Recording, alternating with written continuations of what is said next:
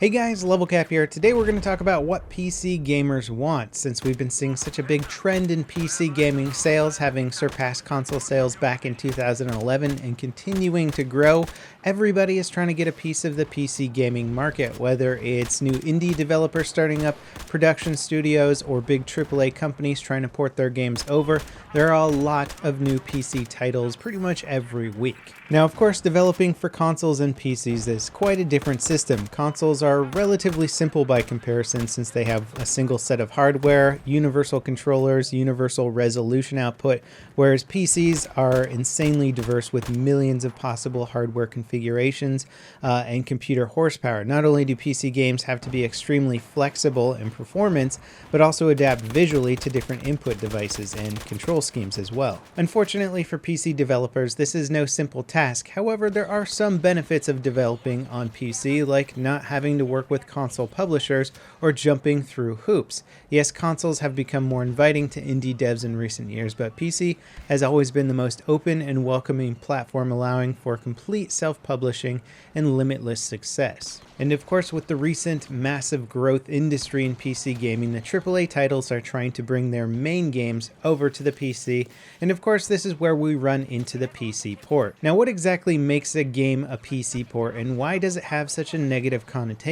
PC gamers should want more games, so why does it matter if a game was converted from a console to PC? That should be a good thing, right? Well, yes, of course it can be a great thing, but generally speaking, when people call a game a PC port, it means that it's been converted from one platform to another, but not really designed with the new platform features in mind. If a game is released on both console and PC at the same time, and the console version runs fine while the PC version has limited features and functionality, one can generally conclude that the main focus of the game's development was console, with PC as a secondary platform. Frequently, game companies will work on their main console version of the game and simply outsource the PC development to a different company, and the end result is basically just the PC version not getting the same kind of care and support as the main game. And part of why I'm making this video is my recent experience with the latest Doom beta. And before you guys freak out, yes, I know there are allegedly more PC options being worked on that were simply not enabled for the beta. However, when you fire up a PC game and the frame rate is capped at 60 frames per second, one can't help but feel that their game is being slowly converted over from a console-centric design. So what I wanted to do with this video is create a list of all things PC developers should consider when designing a game for the PC or switching a game from console over to PC. And not only will they avoid the PC port label by doing these things, but also appease the PC crowd. And believe me, I am aware of the PC elitist stigma out there that PC gamers need everything to be perfect in order for them to be happy, but I think at the end of the day what it really just comes down to is so many games not taking advantage of the PC platform, or just neglecting so many different types of gamers out there because there is so much variety in the PC crowd. So hopefully this list will help to alleviate some of those concerns. Alright, so let's start off with one of the most obvious PC port culprits, and that's the graphics settings. And the most important one of these is frame rate options. If you see a game out there with a 60 FPS cap on it, you know it's come from a console background. There's no reason to cap your frames at 60 FPS on PC. We can run monitors with 144 refresh rate, so we can enjoy frame rates up to that speed, and putting a 60 FPS cap on it is like having a Lamborghini tow a trailer. It just doesn't really make sense, and you know you're capable of so much more speed. Now, how about post-processing effects? These are things that you will see littered throughout AAA console titles, but on PC they're not always necessary, or potentially hurting to your frame rate or gameplay. Anti-aliasing should always have the option to be turned off, especially when playing at higher resolutions. It pretty much negates the effect anyway. Depth of field and motion blur, my eyes pretty much do this for me already. Plus, it may not play well with your specific graphics card, so these settings definitely need to have a toggle switch. Supporting multiple resolutions and aspect ratios is mandatory for PC gaming. So there's so many different monitors out there, from ultra-wide 21.9 aspect ratios to the old school 4.3 that a lot of Counter-Strike players like to play on.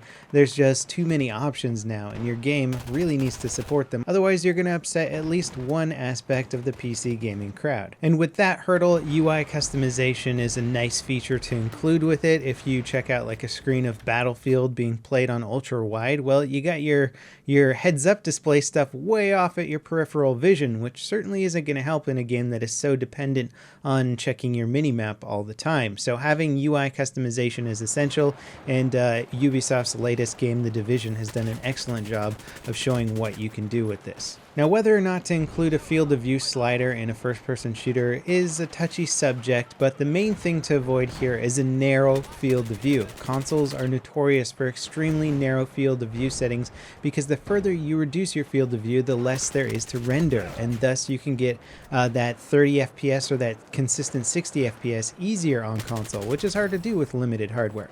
PCs, on the other hand, have graphics scaling instead, so we don't have to sacrifice field of view and frame rate, but can instead choose to lower our texturing, lighting, draw distance, etc. But basically, if your game doesn't have an FOV slider, then it better have a very comfortable field of view like Overwatch's 85 to 90. Graphical parity, one area of PC gaming that is much harder to tackle versus console gaming. Sure, having texture resolution options, draw distance, and lighting options are nice, but it's important to make sure that someone at low graphics settings doesn't gain a tactical advantage. Not rendering smoke properly or simplifying textures to the point where enemies stand out like a sore thumb. PlanetSide 2 is definitely one of those games that looks awesome with maxed out graphics, but when you turn them all the way down, it makes it 100 times easier to see your enemies. Alright, let's talk about a trickier aspect of the PC gaming world, and that's SLI and CROSSFIRE support, running with two graphics cards in your PC.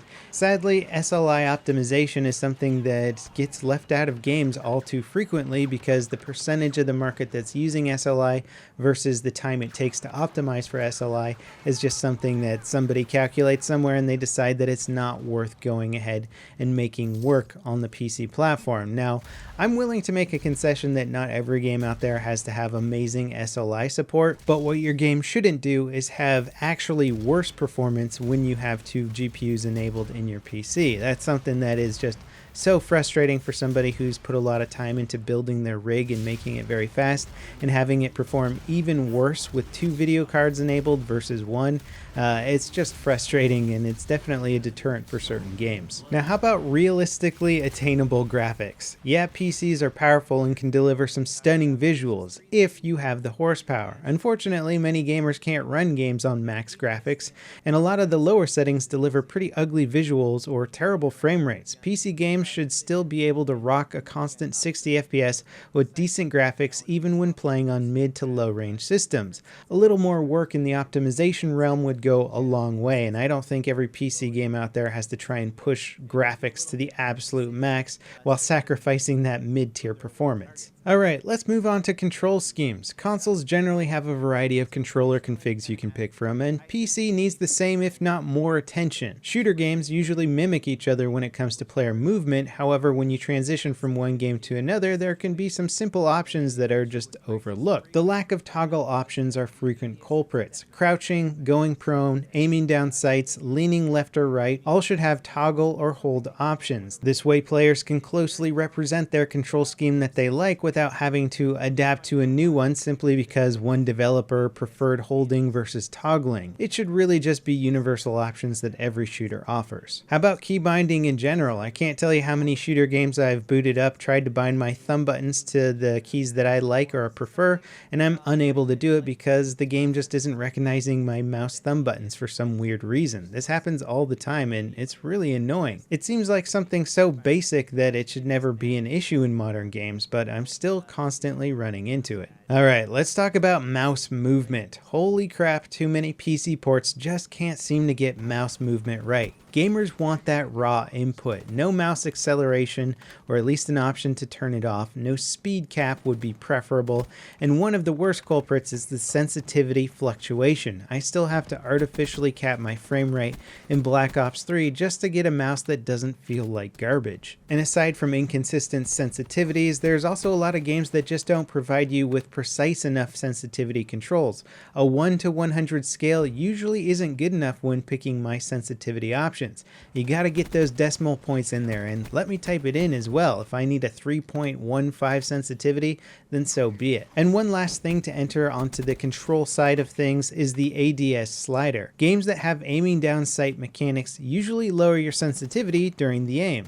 This lowered amount of sensitivity fluctuates from game to game, which means that when you switch from one game to another, the feeling can change drastically. Having a scalable slider with your ADS sensitivity allows you to mimic the sensitivity that you prefer rather than having to adopt whatever the developer likes. Because when it comes down to it, at the end of the day, if you don't have that sensitivity slider, then you're just learning to play the game the same way that the lead developer, the lead designer preferred to play the game, rather than customizing it to your feel and experience. Let's move on to audio. If your game has any semblance of decent positional audio in your shooter, then you should have stereo options, you should have headphone options, you should have surround sound options at the very least. Master volume sliders and individual game effects and voice sliders can also be nice. Since everybody has a very different audio system, you might need to increase or lower certain aspects. And please, for the love of God, stop overriding my Windows volume controls and my microphone levels when I exit a game. I'm looking at you, Source Engine. It's also nice to have the option to select your output device for your sound. Sure, default is adequate for most people out there, but if you have any sort of slightly complex sound system, you might need a different output option. Also, something that would be amazing for recording setups is the ability to put your VoIP output on a different channel from your game channel. That's something that I would personally like, but